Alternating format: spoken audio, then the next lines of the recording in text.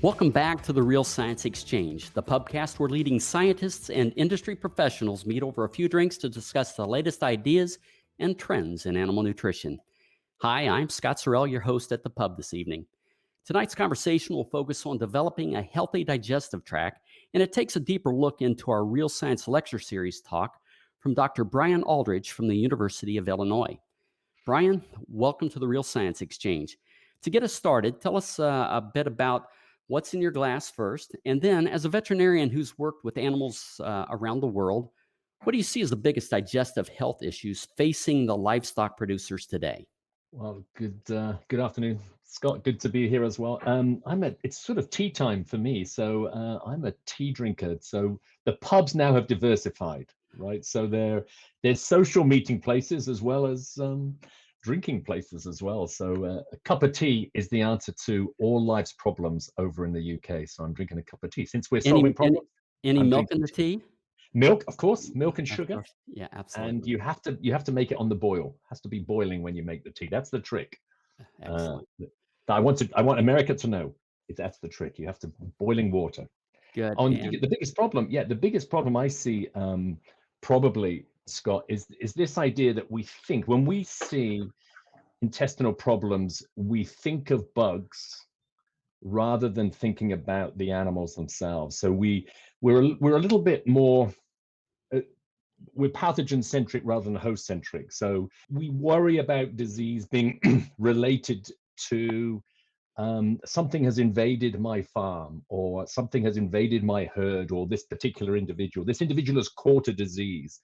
Whereas really in the real world, that's not actually true. So I think that's sort of challenging us. If we only think of poor health in terms of pathogens, then we miss the big picture. I think pathogens very often are the manifestation of poor health rather than the cause of poor health. yeah, thank you for that. Very interesting. This is going to be a lively conversation tonight since we've also invited another veterinarian to join us here at the pub. Dr. Ken Sanderson is currently the Senior Director of Business Development at Balchem. Ken earned his DVM from the Ontario Veterinary College in Guelph, Ontario. Ken, I believe you have the distinction of being the first Canadian to join us here at the Exchange. So, with that in mind, is that a Canadian beverage in your glass there tonight? Well, Scott, I'm glad you asked. Thanks for inviting me tonight. I don't know whether you guys can see this, but this is the true Canadian beverage, Molson Canadian. Molson. So no Canadian would be complete without one of those in his hand. That's awesome. I had a Canadian neighbor one time, Ken, and he had a dog named Molson. So, yeah, Good right at name. home with that. Yeah.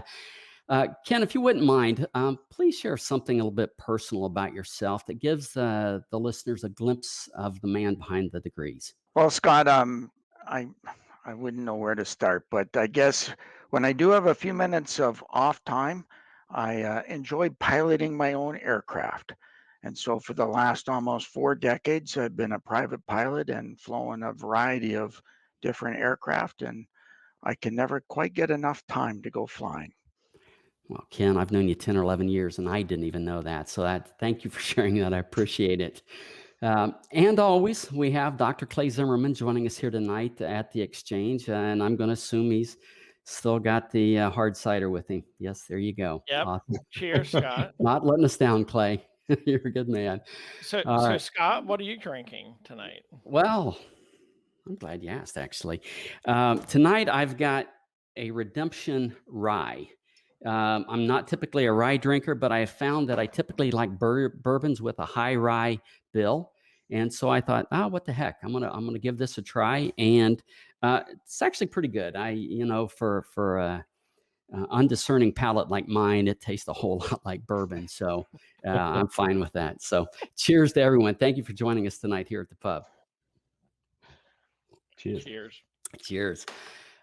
Brian, before we get started, I'd like to congratulate you on taking a very complex topic during the webinar and making it very easy. You've got some very unique concepts, unique ways for us to mentally visualize the immune system, and you use some pretty dynamic graphics in your presentation, which I really, really enjoyed. And so, I would invite our audience, if you've not seen the webinar yet, look it up at balchemanh.com/real science. And then look it up and you can watch it right from there. You can even download the presentation. And even if you have seen it, I would encourage you to go back and watch it again, which I've done on a couple occasions. So it's just very enlightening, takes a very complex issue and makes it easy to understand. So with that, Brian, back in January, you introduced the idea of the healthy phenotype and talked about a resistant phenotype. Could you explain that again? Yeah, I think probably the easiest way to think about it, again, Scott, when we think about disease, we think about the individuals that succumb to a particular challenge. So let's say we have a pathogen coming in. So it's easy to think about in terms of the infectious disease. If there were 20 of us sitting in a room and influenza virus came into that room, right? One of the individuals was shedding large amounts of influenza virus. As we sat around there, you would see people might call the manifestations of that bug inhabiting those people, infecting those individuals as flu, right? We often call the manifestations by the name of the bug, which is interesting. But actually, when you look within that population, different people would respond really differently. So you might have 2 or 3 individuals or that would end up in bed, probably the men within that room, right? We get man flu, we'd have fever, we'd be sweating, we'd be in bed for a few days. There'd be another number of people, maybe 5 or 6, that would get, runny nose and a cough and sneeze for a few days, but then be fine.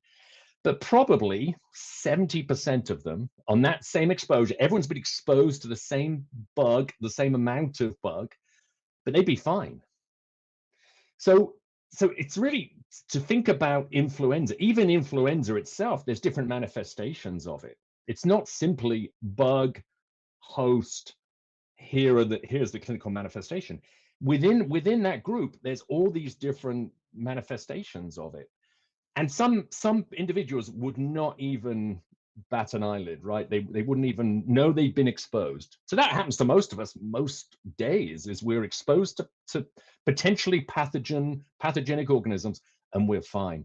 And that's the healthy phenotype, right? You want your animals to be of the stature and status where they can be exposed to a challenge and a health challenge. And our health challenge doesn't just come in the form of pathogens. It comes in the form of weather and the form of nutritional changes, a whole transport, right? There's a whole set of health challenges that an animal will face.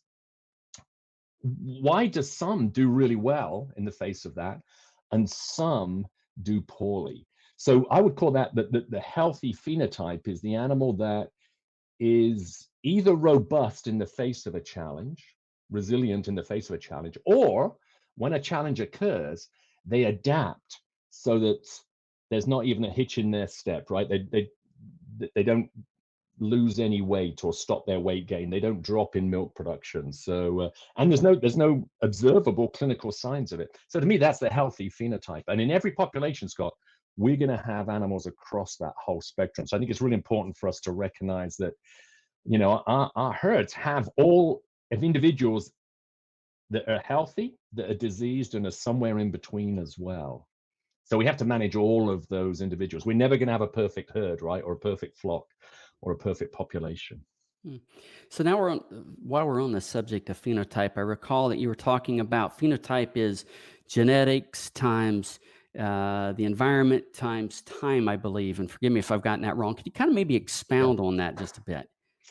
Yeah, and I think that's kind of the classic formula that people learn in genetics, right? That you certainly have genetics. You can have 2 particular individuals that have exactly the same genetics. If they get put into different environments, if they get fed differently, that's an environment effect, then they will look differently, or they will grow differently within that. Plants, right? Good gardeners you can have 2 plants. You can give me a plant, right? And let's say Ken might be a really good gardener. Give Ken you're a good gardener, Ken? Are you a good gardener? Pretty good? Not even remotely. Clay, maybe one of us is a good gardener here, right? My wife is the gardener. She Is it? does the gardening. Okay, let's say we get a plant. Or let's say we give one to Ken and one to his wife, the same plant, the same genetics. How they do is determined to what the environment that we put in it. So I don't just mean environment by temperature and moisture and stuff, but what Ken does and what Ken's wife do to that plant is their environment, and they will develop differently. So that's genetics times environment, and T is easy, right? Because over time a calf turns into a cow, right?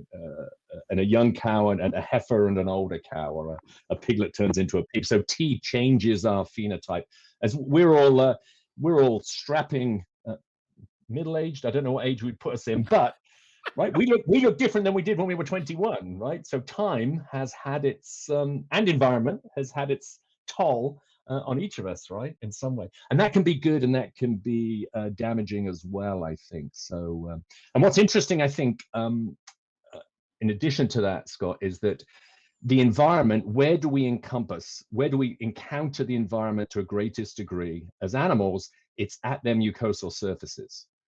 So the direct, right, everything is made in us to protect us against the environment, our skin. Now we see the environment, we taste it, we hear it, but your intestinal tract is in direct communication with the environment. Your respiratory tract is in direct communication with the environment. So where our phenotype, our health phenotype gets programmed is at our mucosal surfaces. What we feed is determining actually our ultimate phenotype, right? So the G times E is occurring at the parts in our body which have the greatest surface area. What do they say? Like our lung fields. I think a lung field for a human our size would be something like a football, two or three tennis courts in size. So for a cow, it might be like a football field or something like that. That's a massive, intimate encounter between the animal and the depths of the animal with its environment, microbiologically, chemically, toxically. It encounters the environment in different ways. So G times E times T for our animals occurs largely at the respiratory and the GI in the GI tract. How does stocking density impact the resistant phenotype? Yeah, I think there'd be two or three ways, and I think that the challenges to the phenotype and to the healthy phenotype play, they'd probably be in sort of four big areas for me, and stocking density would probably affect all of those things. So microbiologically, and we're getting to know, understand the microbiome and its role in programming health and development. We're understanding that it's a rapidly escalating area of knowledge for all of us to understand that microbiome. So the microbiome is involved in that programming and that development. Stocking density, you would have individuals in a different stocking density would have a different microbial challenge that they would have. The microbes in the aerosol would be very different when you have high stocking densities. And in the bedding as well. So stocking density would affect microbial challenges. Metabolically, that programming is taking place as well. There's more competition for food, probably. It's harder to manage a group of 100 than it is a group of 3, right? So intensification, we can do intensification, but it needs really careful management, doesn't it? So therefore, you kind of have metabolic challenges that are taking place. So there's microbial challenges, there's metabolic challenges, and there's mental challenges. And that seems strange to when we talk about animals, but they're neuroendocrinological. So there's different hierarchies. There's some bullying that takes place. There's tail biting in pigs that occurs with stocking density. More competition at bunk space, less lying and rest, maybe less play time. So for our young animals, there's mental, neuroendocrine might be a more scientific way to say those things as well. So there are these multiple challenges that take place, and then mucosal challenges. I always think of mucosal challenges. So poor air quality, more toxins in the air, and therefore more urea, more hydrogen sulfide, and so that's potentially more damaged mucosa. So in stocking density, all of those things change, and therefore that is a big management factor that's affecting our, we've got to get that right. All of those four aspects, I think, play. Do you think, Brian, there's any hierarchy to those challenges you mentioned? You know, in the human literature, I think you and I might have even talked about this at one of our previous encounters, but there was a Russian author in the late 70s who wrote about salutogenesis, and he was a medical sociologist, and he talked a lot about stressors, and he talked about this concept you put in the webinar, the continuum of health. And most of his work was focused on stressors, more psychological, and how they impacted the health. And in our world, in animal agriculture, although we are certainly paying more attention than we were when I first went through veterinary school to these issues, we don't seem to have a very effective way to scale these, I don't know what the right word is, psychological stressors on the animals and how much impact they really have on tipping these animals over the edge into a layer of dysfunction that we classically call disease. So how would you rank those, I'll call them neural stressors?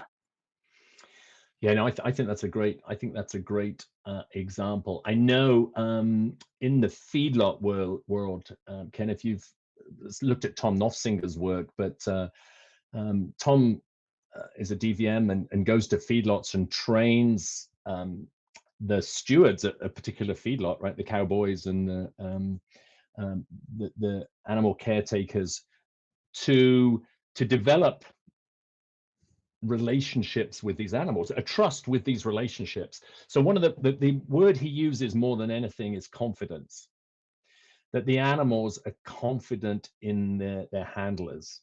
So this kind of prey-predator relationship. And so here you have these group of calves getting off at a feedlot. They've come from a small group, now they're in a big group, they've been transported, they arrive at their feedlot. So he actually helps them acclimate to their new environment. He teaches them where the feed is, and these are kindergartners, right? In some way, teaches them where the feed is, teaches them where to lie down. And he's got these great videos of these animals running around, and they're sort of, where am I kind of thing, and we just leave them there. So what he does is he spends time with them as a person, right? They're looking for leadership and they're looking for guidance. They're looking for something to be confident in. And you are the people, the manager, the handlers, the cowboys are the easiest, most trainable leader for them. Otherwise, they're going to look for a leader in their own group, right? Which might be a high stress calf or something like that. They're not going to pick the calm calf. They're going to pick the one that's, oh, come run over here with me or run over there. So he actually trains them to acclimate. He acclimates them to their new environment. So what he does, he manages change. And we find that I think how we manage change tells us how good a manager we are, right? In some way. That's true with students. Students at a university, the high stress times are when they first come in as freshmen, around exam time, when they're changing groups, right? So change is really important. And the neuroendocrine effects, as you say, if we can manage change, I think we've gone a long way to ensuring health. I always feel that one of our challenges, and maybe again, my classical veterinary education in my way here in my thinking, but we're always looking for the KPI. So what can we measure, or if you like, index on how we're doing in these areas of management, and that particular area of acclimating or reducing those stresses seems difficult to measure. You can measure maybe more the failure, because it manifests in the ultimate negative outcome of disease, but being more preemptive than that. Any idea how we should be thinking about those KPIs? And and I think we'd know. I think we'd all say that the farms that we've been involved in, the production systems that we've all been involved in, that we've seen, what's the secret sauce for the best managers? It's the best people that you have there, right? So we always joke about diseases having names, and their name is Bill and Fred, and right, it's the people that cause the negative outcomes. But I think that's true too, that it's people that cause the positive outcomes as well. And Tom would say, which I think is really useful, if confidence is a measure of this area of psychological, mental well-being, which again, it's a bit hard to talk about in animals, like to actually say it, but behavior is a manifestation of physiology, isn't it? Right? So what's going on inside of us is expressed in behavior, and we see that in our children, but how much more in animals? So that change in the group from to behaviors which are in the parasympathetic world and not the sympathetic world. So sympathetic, we think of fight or flight. Parasympathetic, we think of as resting, playing. And he talks about animals volunteering to do something. So his measure, which is a holistic measure, a global measure, but he's saying it reflects all kinds of things. It reflects mucosal health and neuroendocrine health and a good immune system, right? So endocrinologically they're stable. He would say when they volunteer to do things, they're looking for leadership because they're herd animals. Usually, we normally have group animals. So a group of sheep that's running around compared to a group that's lying down. And so some of the KPIs, I think neuroendocrinologically, are confidence and their willingness to volunteer. So he leads animals from in front and not from behind, more like a shepherd than a sheepdog kind of thing. So it's really so can you lead animals to, so they'll go where you want them to? And I think you could say like noise levels in a building. I mean, I think we would say I love going into those cow barns where it's really quiet, because what's that mean? They're resting. They're not running around. They're not looking for food. Again, that's different at different times of the day. But when you go into a quiet pig barn or anything, a quiet unit, you go, there's something good about here. The workers aren't clashing and clanging around. The animals are resting and sleeping. So and people are looking at noise monitors, actually, sound monitors, as a measure of well-being, which I think is a really interesting. Again, we're in that psychological world, right? We're not looking at, health in other ways, but neuroendocrinologically is a huge influence on our animals. So sound, I think the noise that's in a particular unit in at any one time. I know I go into some dairies, right, and you go into some, and some of the cows are being milked and it's quiet as anything, and there's others depending on the worker and they're kicking and it's clanky and animals are shifting. A noisy parlor compared to a quiet parlor with just the sound of the milking machine and the animals, mooing. That's a lovely sound, but we know that that's actually a global measure, I think. So things like that would be quite, instead of taking blood samples or what's the holistic manifestation of that whole pen or that whole unit is what I was thinking, Ken. What do you guys think? I mean, you guys have seen lots of animals at different times. Would that be, I think we'd love to see a calm, quiet group of animals. We think they're well and well looked after. Wouldn't you? That's the kind of thing I think. Is that what you guys think? How does that work for you?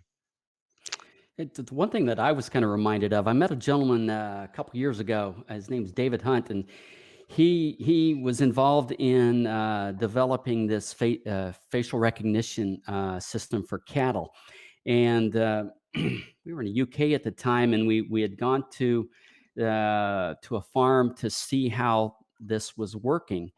And he had this theory about cattle being evolutionary, being able to identify predators, and they see us with our eyes in front as predators. And he said that when we walked through that barn, it took them 2 days to get back to their normal rhythms as measured by this facial recognition software. And I'm just wondering, we really ought to have a better understanding of animal psychology and behavior, and how we might be able to utilize that to reduce health problems. Just kind of curious.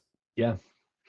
And I think the world of sensors is a big project going on at Illinois with different sensors and looking at, you have some of these big units now, which there's an economy of scale, but sometimes you might have our animals just looked at once a day, right? In a big pig barn, and maybe that group was looked at and the individual wasn't looked at. So that can be a sort of time inventory thing and a skill base, right? What's the, for skilled, maybe some of our experienced farmers and producers are going out, and so that we have less skilled labor that have the skills to evaluate behavior as well, like you say. So I think it's really interesting thinking about video, sound monitoring, not to replace our caretakers, but actually to inform them and direct them to the right place. Hey, something's going on over here. The indicators of health and failure of health occur several days before when we pick it up. So what are the measures of this kind of pre-disease state? And that's true for me. When I feel sick, don't wait for the day when I have to stay in bed. It's 2 days before when I'm not feeling quite right, isn't it? So we want to pick our animals up the 2 days before it's manifest in its fullest form, I think. So that idea of different sensors, I think videos are really interesting, and they could do 24-hour collections. And the problem at the moment is the massive data that comes out of that, I think, Scott, is handling that massive amount of data. But we got AI technologies to assess it, because some of it needs to be processed at the animal. Can't go out to the office and back again, right? I mean, you have all these cameras everywhere, so it needs to be, more instantaneous. So I think there's a lot of technology to be developed, but we have to understand the behavior so that we can make the right interpretations, make intelligent observations. I think. It seems always a challenge to try and measure what hasn't happened, right? So in essence, this is what we're focused on in this approach to the pre-disease state, and finding the right way to understand and preempt the progression is the issue. And we've obviously, in the veterinary world, we've relied on far more name the drug, name the bug approach, which is so far down the pathology path that usually the damage has created economic implications that are difficult to reverse. But in our world, in terms of the feed additive side, we're always looking for bioactive substances, things to support this preemptive state, if you like, maintaining homeostasis. But my question to you would be, one of our challenges is actually designing the right protocols to look at bioactives so that we haven't disturbed so much of the system of the animal that we've got this ripple effect going on, but rather a more constrained element of disruption that the bioactive might actually be positively supporting so that it didn't happen. And I think we're always challenged with finding the right models. So challenge models being the classic ones, but they're so disruptive in terms of the systems. They don't just involve what you're trying to support, they involve many others. Any ideas how we should be looking forward to evaluating supportive, I'll call it nutrient inputs like this, to evaluate how we're supporting the homeostatic state of health? I think when you look, if these mucosal sites are really important, which I think we are in sort of this programming idea, this idea that the place where the animal encounters the environment, and we talked about the social aspect, that psychology, right? That's an external thing. That's eyes and ears, and so we sort of setting that side apart. These mucosal sites are the site, because of their large surface area, because of their important, and their large surface area because of what they've got to do. The lungs have to absorb oxygen, right? So that has to be a large surface area. The gut has to absorb nutrients, so it's a large surface area. But that means huge amount of exposure to microbes and toxins, and so I think if you break it down to those elements at those sites, Ken, I'd be thinking about how can those elements, the nutrient additives, affect the microbiome, right? Affect the microbes at those sites, affect the epithelium at those sites. So we think of the epithelium as a barrier, certainly, right? And it's got mucus on the top, and there's different elements to that, its barrier function. But they're very metabolically, they're very active. They're part of the immune system, the epithelial cells themselves. They're really a remarkable population, and they can regenerate really quickly. So I think about these nutrients. What are they doing to the microbes? What are they doing to the epithelial wall as its barrier function, but also the physiological things that it does? And then thirdly, what's it doing to the status of the workers at that place, right? The immune system. I don't want to call them just defenders, but this idea that the immune system is actually a homeostatic system. It's also fixing holes in the road, right? It's not just responding to pathogens. It's the end result of an immune response is healing, not getting rid of the bug, right? So if we scrape our knee, we need the immune system to rebuild the knee, right? So if we have a chemical challenge to the intestine, the immune system is who's going to respond and fix that to some degree, right? So I think I think with all of our systems, understanding that mucosal system, microbiome, epithelium, and the workers, the immune system at that state, and how they interact is going to be really important. And I think you're in a great place because, as I said earlier, our knowledge of the mucosal site has exploded. For many years, we've thought about the immune system in terms of what's in the bloodstream. So we give a vaccine and then we measure the bloodstream response. I think over the last few years, we're realizing, no, we need to put vaccines at the cell surface. We need the pathogen specific response at the cell surface, at the mucosal surfaces. So I think we're having an explosion of understanding of that. It's a new world. It's like the undersea world. What is taking place at the mucosa? But it's hard to study too, because, right, you've got particularly in ruminants, to get to a lot of those mucosal surfaces, there's the rumen, and the rumen's fantastic. And I think we probably understand the rumen almost better than some of the other bits, because we can't get to the other bits to study them very well. But I know there's people who are now looking at pills with that can sample different environments along the way, and actually can so tracking kind of the smart pill, if that makes sense. So cameras, sensors. I can take microbes from the abomasum and from the duodenum as it moves down, and I can track. I know where it is because of the pH. So I think we're in this because of the microbiome, the massive explosion in sequencing technologies in the microbiome. I think over the next 5 or 10 years, our understanding of the mucosal world will be like the first submarines in some way. So I think you guys probably have tools and some, but we don't know exactly how they work. I mean, I think there's probably right. There's some people we know we give our product and it has a good effect, but we have no idea how it works. You've heard that probably in the nutrition world. So, and I think that's true. We don't know the mechanism by which it works, but we can't refine them, Ken, till we do know how it works, right? Till we've unraveled those mechanisms. So we do that for treatments, right? I give them this, and hey, they look better, and so I think understanding the mechanisms of those three things: epithelium, microbiome, and the immune response at those sites is going to be really important.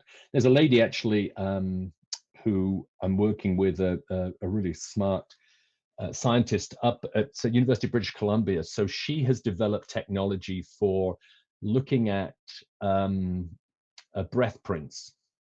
So what we exhale, and what does that tell us about not just the bugs that are there, but the health of that particular site as well. So imagine that you could take an inhaled sample, and she's done it particularly in primate respiratory disease. So she can detect the changes related to tuberculosis, for instance. And again, coronavirus, I know that there's a group in Europe who've just used dogs to positively detect coronavirus, right? So they're sniffing dogs. That's amazing. Like, what are they detecting, right? There must be these volatile organic compounds that can be picked up by a dog with olfaction, and the dog can say it's this or not this. So wouldn't that be great technologies if we can weaponize that, or we can instrument that so that we can look at something coming out of the animal and tell something about the microbiome, something about the epithelium, and something about the immune response at that site, because there has to be a signal that comes from that, right? So yeah, no, it's a very intriguing area. yeah, she called hers breath prints. Hers is called breath prints. What's this individual's breath print? And I think that's a good, what's this cow's breath? No, now again, there's a lot of technology before we can, again, instrument that practically for, are we going to go around to every cow and put a mask on it, right? I mean, but the engineers are pretty clever at coming up with quick solutions for sampling things, aren't they? So, but if we know that that's what we need, I think the engineers could come up with, how do we, maybe it's in a pen, maybe it's the breath print over a group of animals that is an early indicator that there's inflammation there. And again, this host-centric response, as you mentioned, Scott, not just the pathogen, and I want to detect the pathogen, but actually the pathogen might be there. I want to know how the animals are responding to the challenge that they're faced, whether it's cold or poor nutrition or hot, and something as well. The cow breathalyzer test. That's a good example, right? So that's very interesting. So from a dietary standpoint, what can we do to support this resistant phenotype then? Yeah, I think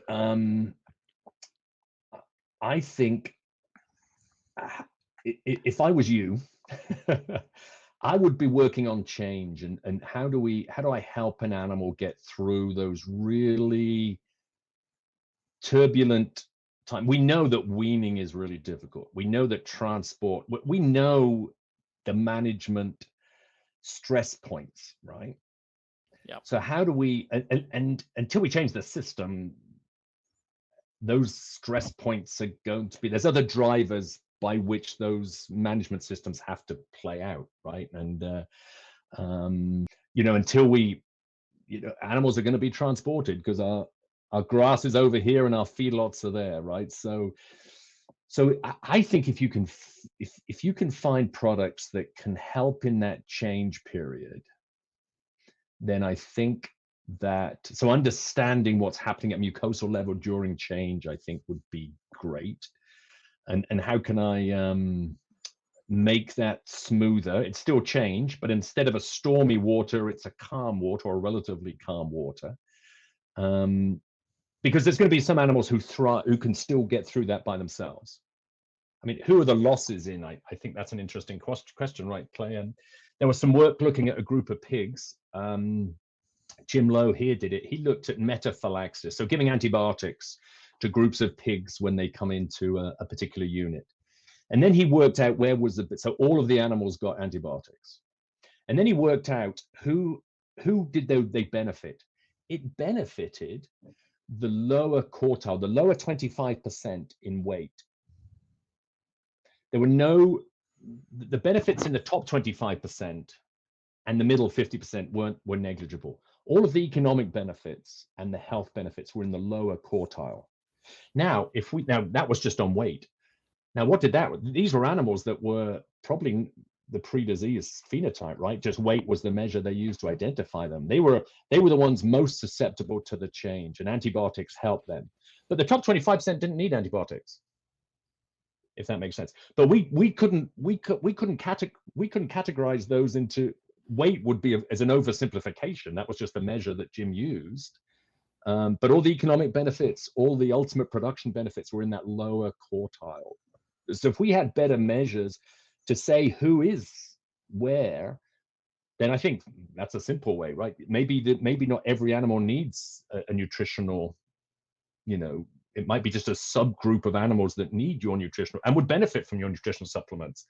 You could be looking at so many animals that you go, oh, it doesn't benefit those, and therefore it's not very beneficial. You could make an error, but actually it would benefit this group if we could find out who it was. Who are the ones who, whatever the nutritional supplement would be, and they're the ones we need to care for. So I think I think identifying these animals that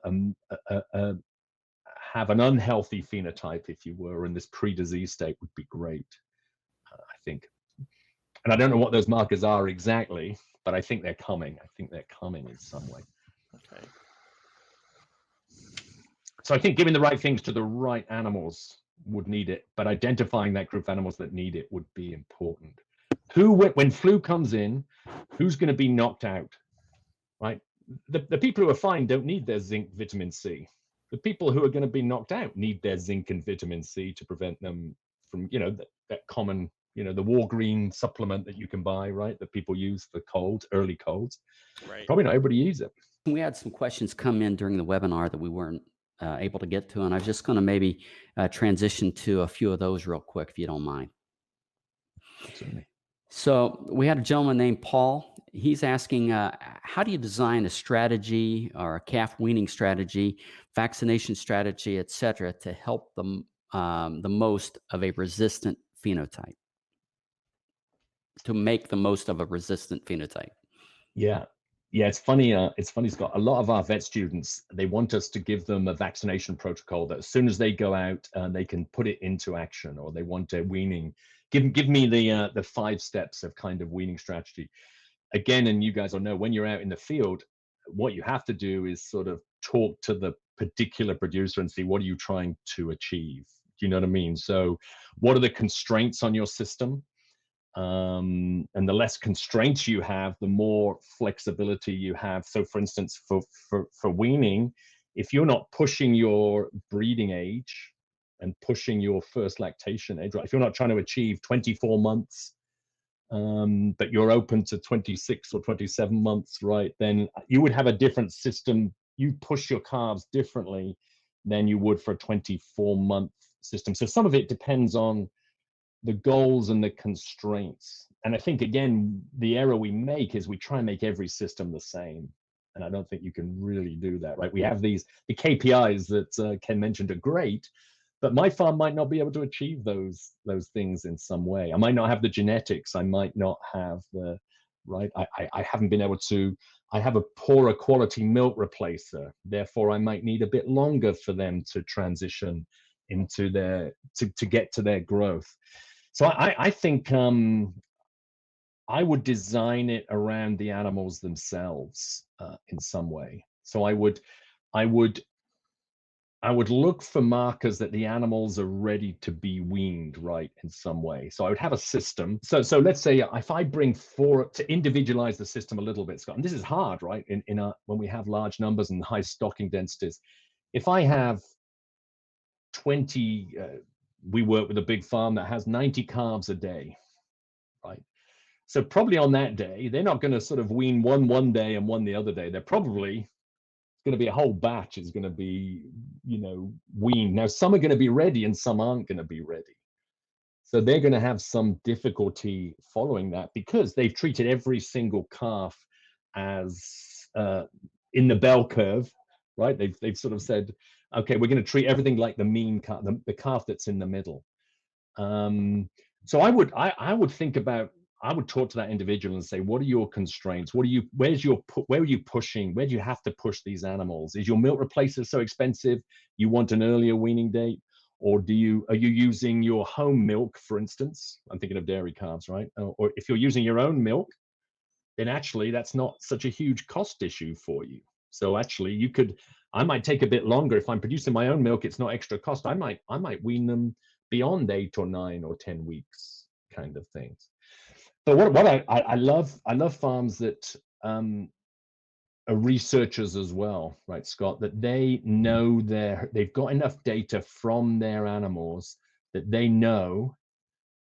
Then you have to have record systems for this, right? I know most of my calves are eating 0.9 kilos of grain, 2 pounds of grain. I know they're all eating them by 9 weeks. I know 95% are eating by 9 weeks. Brilliant. Then 9 weeks is your weaning time.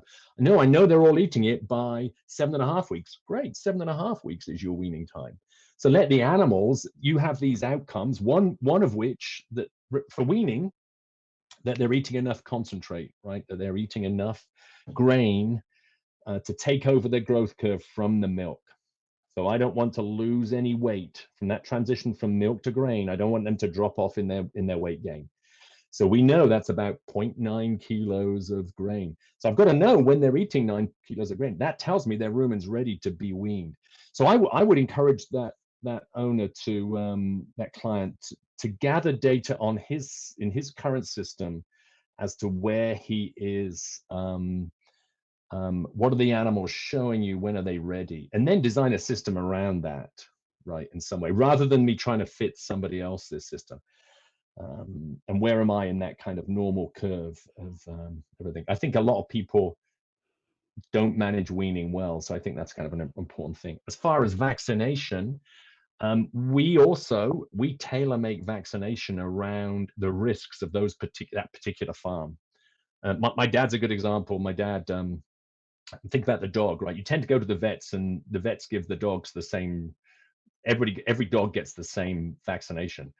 Our dog lives on the farm, right? Doesn't meet any of the city dogs. So there's some diseases that our dog's never going to be exposed to. So I think sort of some risk evaluation to say, here's your risks, and let's tailor make what you need for your particular animals. With vaccines, people have tended to go, oh, it's cheap anyway, let's just give it to them, right? But I think knowing what your risks are and having the data that supports that is really important, I think. So I don't have this standard weaning protocol or the standard vaccination protocol. I like to sit down with the owners and go, okay, tell me your risks and show me the data about your farm that can help us design one that's specifically for you. I fight with doctors all the time about what our kids should be vaccinated with. I like vaccines, but in the healthcare system, right, they're like, they all need this vaccination. I'm like, what? My kid's not going to be exposed to that. Why does it need that particular vaccine? I'm okay, it's evidence-based, but again, I'm a pro-vaxxer. I'm not an anti-vaxxer. But I think we should be sensible. We should handle that carefully as well. So many of the answers, so much of the discussion we've had tonight center around diagnostics or data or, understanding where is that individual right now. One of the questions we've got is kind of related to that. So we've kind of skirted around it just a little bit, but Jay's asking, what are some of the tests that's being developed so that we can better understand when that animal's in the pre-disease state? Yeah, and this goes back a little bit to what Ken was talking about. I think I watch the mucosa. And so what are the signs? If the mucosa is healthy, the animal's probably going to be healthy. I think we'd say the same about ourselves, wouldn't we? When your gut's working well, you're in good shape. And when our gut's not, just our intestine are just day to day, we're more aware of our intestine than kind of anything else in some way. But also your respiratory system, when you're starting to get a bit of a burning sensation at the back of your throat or your nose. So some of those signs would be, I think, like runny noses, and we don't look at these things, right? Runny eyes, and I'm talking about pre-infection in some way, that your mucosa is telling you something, that something is amiss, either the microbiome, the inflammation, or the epithelium. So nasal discharge. When I go in, I always I look around at the animals and I count how many have got runny noses and what's it look like in some way. So I would, and that's pretty easy, right? I have 50 animals with runny nose. I have 2 with runny nose. And again, I'm not talking about pus coming out. I'm just talking about serous nasal discharge, because that's, to us, evidence of what's happening in the mucosa. And for us, we'd be blowing our nose a lot, right? We'd be sniffing a little bit. We'd have a little bit of a cough. But so what would that look like in an animal, right? Maybe there's some early coughing that's going on but just looking at their nasal discharge. The other thing that I think, which is interesting, so I'm looking at the 2 big mucosal sites. That would be my observational metric for respiratory mucosa, and not complete, but at least something you can see. So yeah, the GI tract as well, right? I think for GI tract, we allow a huge range of fecal consistency that we probably shouldn't. That would be what's abnormal. It's a cow. It's got runny feces. Why's it got runny feces like that? So I think we just ignore it all the time. We just see it doesn't matter what. We only notice it when it's really squirting out. But I think if we could sort of say, hey, no, this for my cows on this diet, this is what they've got. And if I see any change in that, I know something else is taking place. Again, GI. I'm not saying it's infectious disease, but there's something that's going on pre-disease state. So I think the simplest, fecal consistency, nasal secretions, ocular secretions would be at least 2 measures that you, apart from the global ones of growth and things like that too. Now, you've got to have records for that. Someone's got to be measuring it and monitoring it and counting that. And so that takes time. But I think if you could pick up those animals early, you're going to save a lot of money later on, I would suggest. So if you picked them out, Brian, what would you do? That's a good question. That's where you guys, right? That's what I'd want. For me, when I take some little zinc and vitamin C supplements, right? There's something I do to look after me. I would go back to what we think of those 4 stressors. There was kind of just a recent study looking at transported cattle coming right off the transport into a feedlot. Some animals getting metaphylactic antimicrobials, others getting high quality oat hay and water and electrolytes and acclimation. So this was kind of Tom Nofsinger's group, acclimation. There was no difference in how well they did. So I would get them into the parasympathetic world. This would be simple nursing care in some way, I think. Keep them eating, and maybe there's a nutritional change that they need. I don't know. So again, not a major one, but maybe there's something extra that they would need. I don't know about that, Ken. I'd be open to kind of what that looks like, I think. But I would certainly think about, now I can observe them better and see which way they're going. I've taken away some of those 4 M's that we talked about that Clay mentioned. What about stocking density? You've taken them out of some of the stressors that come with that. It's like going to bed in some way, right? Just rest a couple of days or something like that. Now, there's constraints what people can do with those things, and it's hard. I know at feedlots, they're really interesting when they come off the trailer. Instead of all treating the same, which are the high-risk cattle and which are the low-risk cattle, right? They've only got 2 big categories. But if we could make 5 categories of risk and we treat those 5 subcategories differently, again, there's labor that goes into that. So I understand there's practical constraints. So I think at the moment, optimizing their phenotype by reducing those stressors would be important. So our last audience question comes from Joanna. She's saying that since an animal's early life often dictates how they're going to turn out as adult animals, should those animals that get sick during that early life be discarded from the herd? I mean, it depends a little bit on your system, I think, doesn't it? I think if you have the bandwidth, I think if you have the labor, that I think if you get them early, you can recover. For us, prognosis, meaning the outcome from a disease, is determined by the extent and duration of the pathology. So if I have a pneumonia that I've lost 2/3 of the lung, that's very different animal than an animal that's lost 1/8 of the lung, right? But the difference would be, did I catch it early in some way? So stopping the progression. I think there are some animals in which this animal's probably not going to recover, and the cost would outdo the benefit. But I think for mild and moderate disease, I think they're recoverable. It's amazing what these guys can do, right? As far as recover. So no, I don't think an ill young animal is doomed to the end of their productive life. You might have to accept a little bit less production, right? And so you might have to do the mathematics to see if that's acceptable. We might have talked about this a little bit, but they're ultrasounding calf lungs now, right? So very common to now ultrasound calf lungs. So calves with respiratory disease that you can't see outwardly, but that an ultrasound can detect, like a small abscess.